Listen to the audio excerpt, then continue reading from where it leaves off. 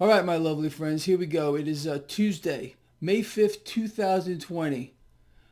Stocks are setting up for a nice rally here at the open. Shouldn't be a surprise to you if you follow this blog.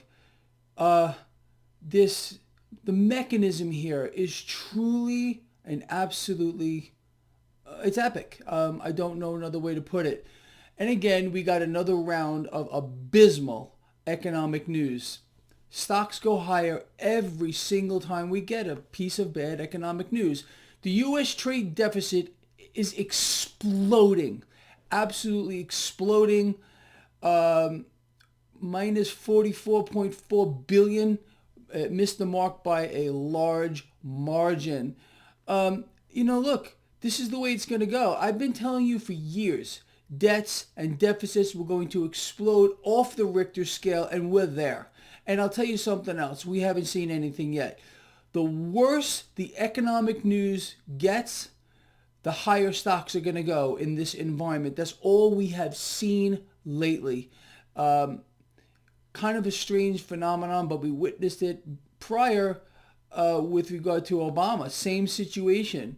That was when the Fed was, also engaging in this debt expansion cycle. But the one we are in now, this is so bad. It's so absolutely incredible. I mean, the equivalent of the TARP program every few hours. So again, with all this debt, this parabolic debt, where do you expect stocks to go? Lower?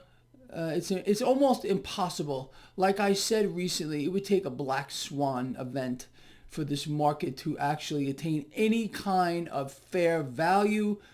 There is no price discovery behind anything right now. There's nothing else to say.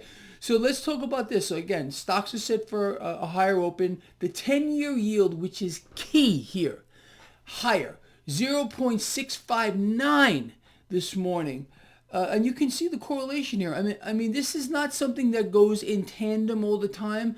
But as you can see, the 10-year coming up, stocks want to go up regardless of bad economic news. That's it.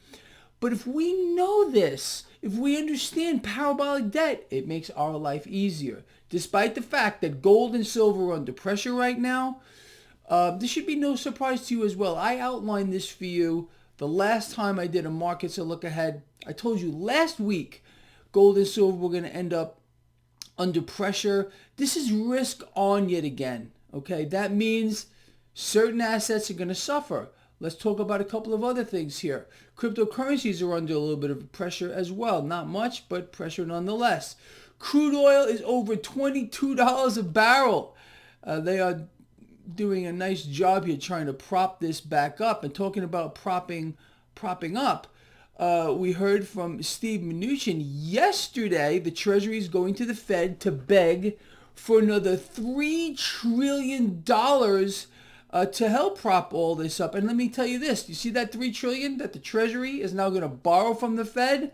That's just the first installment of many that are coming. That's where we're going. Parabolic debt, people. Get used to the situation. There's no sense of normalcy anymore when you have the Federal Reserve, who has attained their goal, their many decade goal of becoming the lender, buyer of last resort, henceforth the owner of the world. That's what they have existed for since their inception. The Fed is now the most powerful, by far, organization on the planet Earth. It's disgusting, but that's the environment we are in. The middle class is going to continue to suffer and be decimated.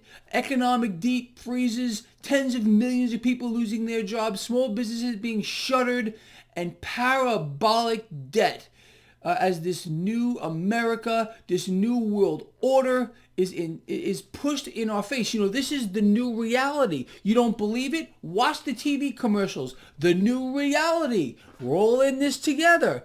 That's what they're shoving down your throat. It's brainwashing, and they're blaming everything on the coronavirus. No, absolutely freaking not. This was all engineered to get us exactly where we are now, to allow the Fed to go beyond the top of the pyramid and issue in their final solution.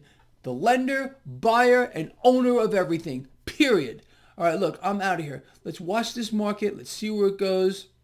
Please share the video. See you later.